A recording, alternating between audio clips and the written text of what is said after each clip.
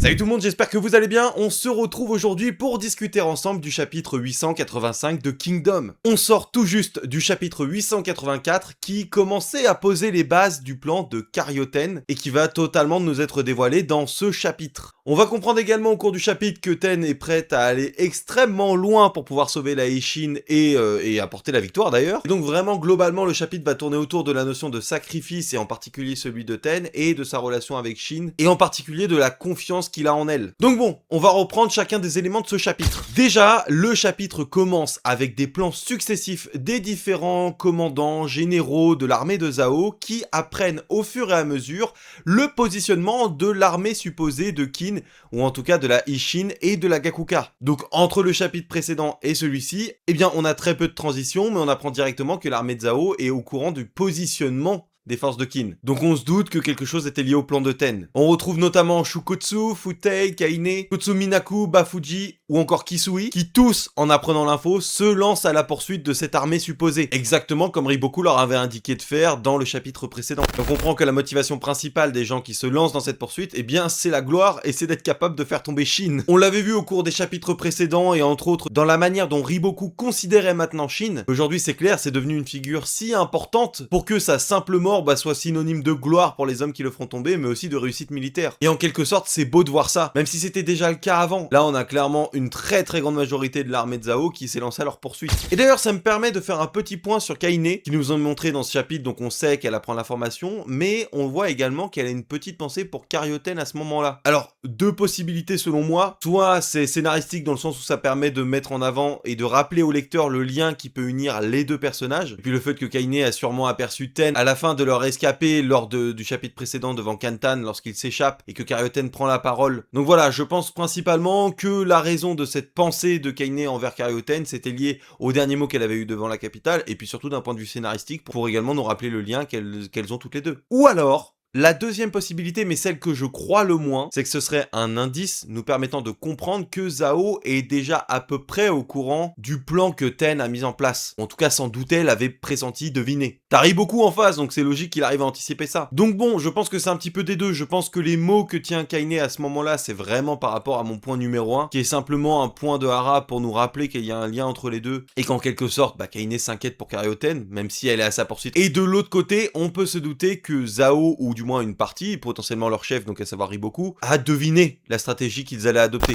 Et pourquoi je dis ça également? Parce qu'il y a un point ultra important dans ce chapitre, c'est qu'on nous a montré énormément d'effectifs de l'armée de Zhao, mais Riboku n'apparaît à aucun instant. Et donc je trouve ça super intéressant, parce que pour moi, ça suppose qu'il a potentiellement déjà compris le plan que Ten allait adopter, puisque si effectivement il n'y avait pas vraiment beaucoup d'autres solutions, alors Riboku l'avait forcément anticipé. Et donc dans ce cas, son absence pourrait simplement faire partie de sa stratégie, et le fait également que l'ensemble de ses généraux se lancent à la poursuite de l'armée qu'actuellement il voit supposée de Qin avec une partie des membres de la Ishin et de la Gakuka, eh bien ce serait potentiellement volontaire de la part de Riboku, peut-être qu'il n'en aurait même pas informé ses hommes, mais de son côté, lui, prépare quelque chose d'autre pour Shin et la petite unité détachée qui va l'accompagner. Et l'autre possibilité, je vais éviter de spoiler les spoils historiques que vous m'aviez mis dans les commentaires la dernière fois, mais l'autre possibilité, c'est que Riboku était convoqué par le roi de Zhao. Voilà, pour ceux qui sont au courant de ces spoils-là éventuels, on peut avoir cette théorie-là aussi, l'absence de Riboku à ce moment-là pourrait être aussi quelque chose qui ne nous est pas montré, mais qu'il ait été, lui, rappelé dans la capitale. Mais pour être très honnête, je trouverais ça vraiment dommage que ce soit déjà le cas maintenant, ça pourrait expliquer son absence, mais ça évincerait complètement un véritable affrontement entre Shin et Riboku, en une sorte de face-à-face, j'allais dire. Il nous le manque, je dirais qu'on en a besoin. Donc oui, mon hypothèse la plus probable pour moi, ce serait que Riboku attende Shin de son côté, et ne soit par conséquent pas du tout surpris de l'arrivée de Shin quand ça va se faire. Bon, et après ça, on revient sur les forces de Qin, et surtout, on retrouve très vite Ten qui est à la tête de cette armée. Donc par rapport au chapitre précédent, on comprend très vite que c'est elle qui est à la tête de l'armée des sacrifiés. Donc même sans voir la suite du chapitre, on comprend très vite qu'ils servent actuellement d'appât. Et ce qui m'a beaucoup plu dans ces quelques planches aussi à ce moment-là,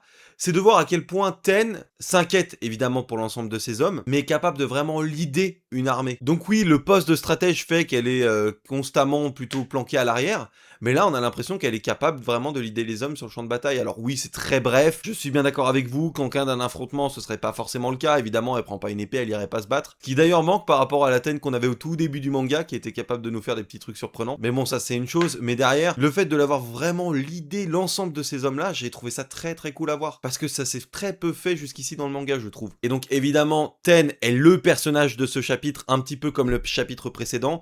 Je sais, encore une fois, j'insiste qu'il y a beaucoup de personnes qui n'apprécient plus du tout le personnage et qui souhaiteraient plutôt l'avoir soit quitté l'armée, soit même décédé.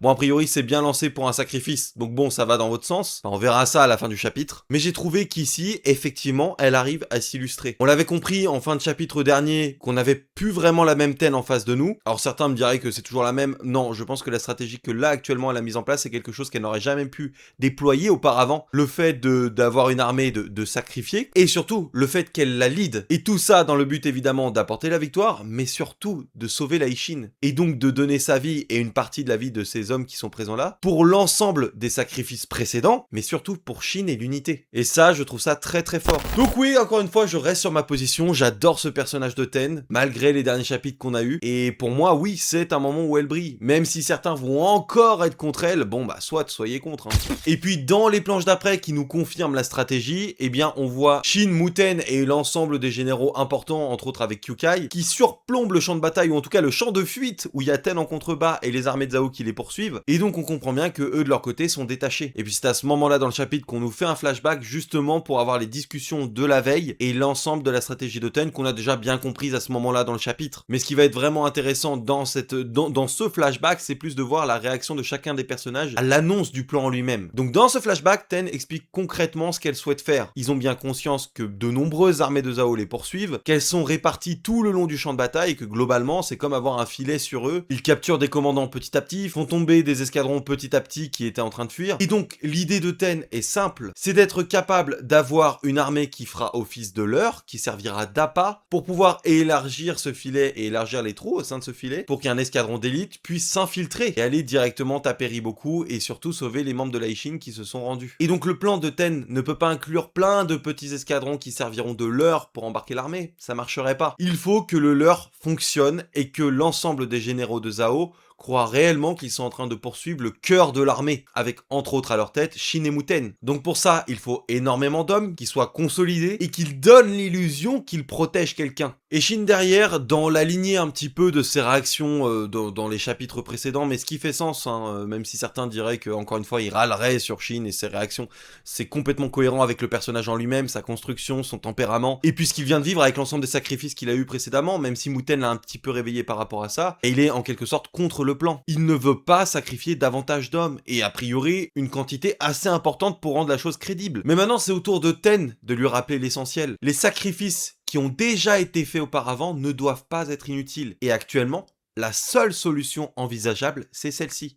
Donc si on ne fait pas plus de sacrifices maintenant, qu'on ne fait pas cette stratégie d'avoir une armée leurre qui va donner sa vie pour le reste de l'unité, alors tous les sacrifices précédents n'auront servi à rien. Et merci Ten de remettre les idées en place aussi à Shin, parce que oui, on avait parlé de Muten le GOAT la dernière fois qu'il l'avait fait, mais on sent que le message n'était pas complètement imprimé dans son cerveau, et là maintenant c'est Ten, la stratège de son unité, qui lui remet les pendules à l'heure, et j'ai trouvé ça très très bien. Et ce que j'ai trouvé également beau dans ce passage, et ce qui illustre encore une fois ce qu'on avait déjà vu de Shin par le passé, ce qu'on avait également vu devant Kantan, et puis la remarque de Riboku, lorsqu'il avait vu Shin capable de rallier les hommes de Han à sa cause, et bien c'est le fait que, une nouvelle fois, malgré cette situation désespérée qu'ils viennent d'affronter devant Kantan, le piège qu'ils ont subi, la détresse totale de l'unité, eh bien, encore une fois, les hommes de la Ishin sont prêts à se sacrifier pour leur commandant. Ils sont prêts à servir de leur. Et oui, ça fait très le pouvoir de l'amitié qu'on a dans d'autres mangas, mais je trouve que oui, ça fait sens avec le personnage de Shin, son tempérament, ce qu'il a apporté depuis le début du manga, ce qu'il a apporté encore récemment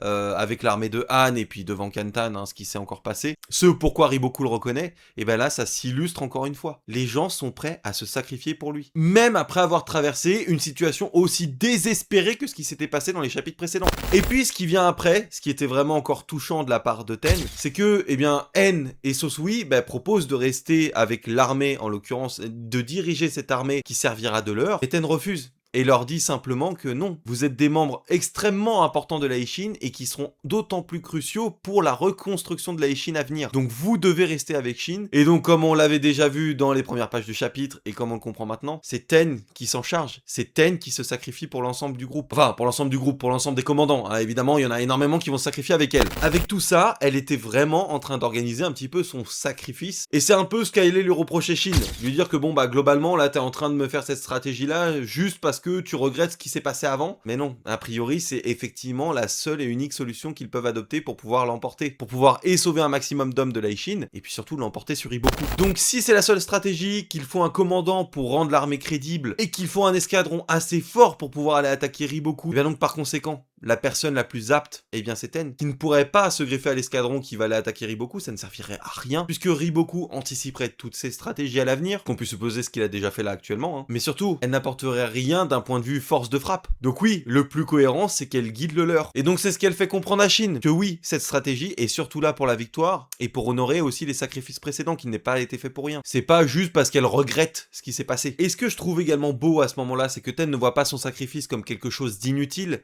mais elle le voit vraiment comme un pilier de reconstruction de la Ishin à l'avenir. Elle s'inscrit dans la logique d'une prochaine étape pour l'unité. Et puis, la case qui m'a aussi beaucoup touché, je trouve, c'est encore une fois un plan sur Ten. Suite à l'annonce de cette stratégie, elle a fait comprendre à Shin qu'elle allait le faire. Et puis, il y a ce plan serré sur elle, où elle dit à Shin de ne simplement pas s'inquiéter, puisque une fois qu'ils seront eux à l'abri, qu'ils seront assez éloignés du champ de bataille, et bien à ce moment-là, elle trouvera une solution pour sortir de ce filet dans lequel elle s'est elle-même embourbée. Et donc, on comprend très vite, et Shin le comprend aussi très vite, qu'à aucun moment, lorsqu'elle dit ces mots, elle n'envisage la possibilité de pouvoir s'enfuir. Elle se doute bien que ça ne sera pas le cas. Elle le tentera, mais ce sera pas le cas. Mais elle garde la face, et justement Shin le comprend. Les mots qu'elle tient à ce moment-là, le visage qu'elle a à ce moment-là, le sourire qu'elle lui tient aussi à ce moment-là, c'est simplement pour le laisser motiver, pour faire en sorte qu'il se donne véritablement à fond lors de son attaque sur Riboku. Et Shin accepte. Shin comprend exactement les intentions de Ten, ils se connaissent depuis un moment, et puis bon, il faut pas être non plus devin pour comprendre ce qu'elle a en tête. On comprend que c'est que de la façade pour pouvoir faire en sorte que le reste des hommes restent motivés. Mais derrière, lui, Shin accepte et semble avoir un autre plan, un plan supplémentaire. Et on le comprend dans les pages qui suivent, puisque oui,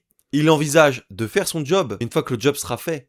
Il compte bien revenir en arrière et les sauver. Et c'est complètement cohérent avec le personnage de Shin, encore une fois. Y a pas de problème, j'ai bien compris que tu comptais te sacrifier pour l'unité. Je vais faire le plan que tu as en tête. Je vais faire tomber Riboku de mon côté. Je vais sauver l'ensemble des hommes de l'unité qui ont été faits prisonniers. Et de ton côté, toi, tu t'enfuis, mais je reviendrai te sauver derrière. Et donc chacun a un petit peu son propre plan. Je suis pas sûr que Ten ait vraiment compris les intentions de Shin derrière. Certains de ces hommes l'ont compris, mais peut-être pas tous. Et je trouve ça d'un côté beau et intéressant surtout pour la suite, parce que ça peut donner énormément de perspectives sur la suite du champ de bataille. Parce qu'on peut imaginer soit que Ten se fasse rattraper très vite, potentiellement capturé et que Shin viendra essayer de la sauver ensuite, soit qu'on n'ait plus vraiment de nouvelles de Ten et que lorsque Shin va vraiment réussir à finir l'affrontement de son côté, lorsqu'il va vouloir revenir, on aura potentiellement des mauvaises nouvelles à annoncer. Donc oui, ça peut donner énormément de perspectives et donc de possibilités de scénarios à l'avenir. Et je trouve ça cool de se laisser cette porte ouverte à ça. Et puis, si vous êtes au courant des spoils historiques, je ne vais pas les donner, mais si vous êtes au courant de l'issue de Riboku à la fin de cette bataille, si on considère que ça peut arriver, eh bien, ça peut être intéressant justement d'avoir l'affrontement entre Shin et Riboku. Scénaristiquement, ça ferait sens, on en a besoin pour le personnage de Shin. L'issue devrait se terminer par une sorte d'égalité où peut-être que Shin l'aurait remporté sans vraiment vaincre complètement Riboku. Donc il aurait eu sa victoire, Riboku arriverait ce qui doit arriver historiquement ensuite, et ça laisserait donc le temps à Shin de revenir en arrière pour essayer de sauver Ten et l'ensemble des hommes. Donc ça pourrait faire sens justement, ce qui est censé arriver historiquement pourrait servir à Shin d'avoir assez de temps pour retrouver Ten derrière. Si certains veulent rappeler ce qui va se passer, je vous laisse le faire en commentaire en mettant l'encart spoil pour pas spoiler les gens qui ne veulent pas avoir l'information. Et donc oui, ça pourrait servir de gagne-temps, j'allais dire. Bon et bref, le chapitre se termine là-dessus, avec justement Shin et Muten qui ont l'air de se lancer de leur côté pour pouvoir prendre Riboku à revers, et puis surtout sur Ten qui lead cette armée de sacrifiés. Et donc pour la suite, ce que j'imagine évidemment c'est... Déjà, le truc qui m'a troublé dans le chapitre, comme vous l'avez compris, c'est l'absence de Riboku. On ne l'a pas du tout vu de ce chapitre, et ce qui pour moi est en un sens logique. l'objectif derrière ça pour moi, c'est de faire comprendre que Riboku aurait déjà anticipé le plan de Ten. Si on omet l'éventualité historique qui se soit passée entre temps, ce qui gâcherait tout. Mais disons plutôt que voilà, il aurait anticipé le plan de Ten, et son objectif à lui, c'est d'attendre et de tendre un piège à Shin pour les affronter en face à face. Et enfin, scénaristiquement, on aurait un affrontement presque legit entre les deux, plus que des pièges tendus l'un à la suite de l'autre, etc. Là, on aurait véritablement un affrontement style Kanki Riboku comme la dernière fois, voilà. Là, je trouve ça vraiment cool. Après, l'hypothèse qui me plaît pas, c'est qu'il ait été convoqué par le roi Zhao. Enfin bref. Et sinon, concernant Ten, va-t-elle réellement mourir? Scénaristiquement, ça pourrait être intéressant. Je serais déçu parce que je considère que le personnage aurait été gâché en partie, parce qu'elle aurait pu s'illustrer encore plus, vraiment continuer de grappiller les échelons et continuer d'accompagner Shin. Mais d'un autre côté, le sacrifice qu'elle est en train de faire, et si surtout ça permet réellement de sauver Shin, de sauver l'unité, d'apporter la victoire, sauver les membres qui sont actuellement prisonniers, reconstruire l'unité Ishin à l'avenir, bah le sacrifice aura complètement servi et ça aura permis à Ten de briller une dernière fois et de vraiment s'illustrer. Mais c'est pas la piste qui me plaît le plus. J'aimerais bien que Shin arrive à faire ce qu'il veut faire le job de son côté et puis revenir la sauver. Parce que je pense que en termes de perspective d'évolution pour la Ishin, ça reste intéressant quand même pour eux d'avoir un stratège dans leur rang. Certes, certains pourraient dire que ça freine Shin dans son développement de l'instinct et puis bah, les stratégies qu'il pourrait mettre en place seulement basées sur son côté général instinctif. Mais je suis pas forcément d'accord. Je pense sincèrement que les deux sont complémentaires et que les deux peuvent se servir selon le général ou les généraux qu'ils sont en train d'affronter. Lorsqu'en face de toi tu as un général instinctif, alors Shin prend le relais, et puis quand tu as quelqu'un de purement stratégique, eh bien ça peut être une combinaison des deux. Ten qui peut comprendre ce qui est en train de se passer et potentiellement anticiper la stratégie de l'autre en face, et Shin de son côté pourrait aussi poser problème à un général qui n'est pas du tout instinctif, dans le cas où Ten n'arriverait pas à le surpasser. Et donc les deux, chacun de leur côté sur le champ de bataille, potentiellement pourrait poser des problèmes. Donc oui, pour moi, il y a clairement une complémentarité qui peut être faite entre les deux. Donc dire que la Ishin et son armée ne doit être que gérée de manière instinctive, je suis pas sûr. Je pense qu'on peut avoir un mix des deux. Et puis évidemment, c'est plus Kyokai qui remplira ce rôle-là, parce que pour moi, Kyokai va devenir un des 6 grands généraux à l'avenir aussi. Donc même s'ils pourront souvent guerroyer ensemble, pour moi, elle gérera les choses de son côté comme elle tend déjà à le faire depuis un moment. Bon, et sinon, Usen dans tout ça, qu'est-ce qu'il fout? Qu'est-ce qui se passe avec Shibasho? On n'a pas de nouvelles d'eux depuis un moment. Je m'attendais pas forcément à en avoir dans ce chapitre. J'avais pas forcément envie d'en avoir plus que ça, plus que d'autres personnages. Mais je dirais que bon, c'était un peu le cœur du champ de bataille. C'était le centre du champ de bataille. Et actuellement, il ne se passe rien. Ou en tout cas, on n'a pas d'informations. Ça a l'air d'être plutôt sur leur ligne. Est-ce qu'on aura vraiment des informations sur les affrontements qu'il y a au niveau de ce centre du champ de bataille? Je suis pas convaincu. Parce que si finalement tout se passe avec Riboku du côté de Shin et de Muten, j'ai plus l'impression qu'on va avoir comme d'autres batailles précédentes où en fait Usen, bah, de son côté, on voit pas tant tout ce qui se passe pour lui. Ça va surtout se passer du côté de Shin, Muten et puis ce qu'il y avait aussi pour Won dans d'autres batailles. Et puis lui de son côté, bon bah il se contente de maintenir les forces et sa stratégie c'est de se dire ah bah je me doutais qu'ils allaient s'en sortir les trois autres. Bon voilà. J'espère qu'on sera pas là-dedans, et en même temps, c'est pas forcément lui que j'ai envie de plus voir, c'est juste que Shibasho, jusqu'ici, on nous l'a tellement vendu, bah je trouve qu'avec même avec les affrontements qu'il a fait auparavant, on l'a pas tant vu que ça, quoi. On sait pas trop ce qu'il... Enfin, on se doute qu'il est très fort et blablabla, mais on voit pas trop ce qu'il vaut jusqu'ici, c'est plus un titre que vraiment des actions sur un champ de bataille.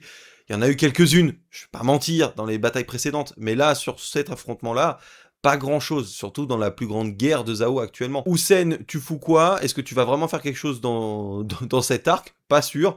Après, en même temps, moi j'ai plus envie de voir les autres briller que toi, mais bon, voilà, c'est un peu ma réflexion, qu'est-ce qu'il en est? Bon, et bien voilà, écoutez, c'était mes réflexions sur ce chapitre 885 de Kingdom, j'espère que ça vous aura plu, et qu'on continuera à discuter dans les commentaires ou sur le Discord. N'hésitez surtout pas à me faire part de vos retours, de vos avis également, sur ce qu'on a lu aujourd'hui, et puis sur ce qui pourrait advenir de la suite. Et écoutez, pas de chapitre la semaine prochaine, donc on se retrouve dans 2 semaines pour parler du chapitre 886 de Kingdom.